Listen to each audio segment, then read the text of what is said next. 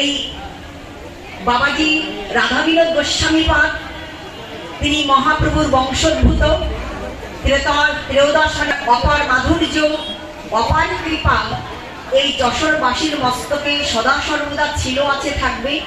তিনি না থাকলেও তাঁর কৃপা, তাঁর জনমধুরি থেকে আপনারা কেউ বঞ্চিত নন।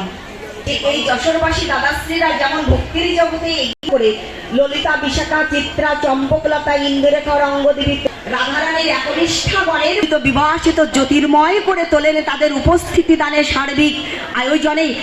আমরা সকলেই দুহাত ভরে আশীর্বাদ করি, প্রার্থনা করি এই ভক্তিপূর্ণ মনোভাব যেন প্রত্যেকটা জন্ম জন্মান্তরে তাদের প্রতি বর্ষিত হয়। কত সুন্দর করে নিজের হাতে পুষ্প চয়ন করে মালিকা রচনা করে যারা আপনাদের কণ্ঠে, আমার মতো অযোগ্যের কণ্ঠে পরিধান করিয়েছেন, তাদের প্রতিও যেন শ্রী গোমাটির পুত্তলিকা দাঁড়িয়ে আছে, কাষ্ঠের পুত্তলিকা দাঁড়িয়ে আছে, কোন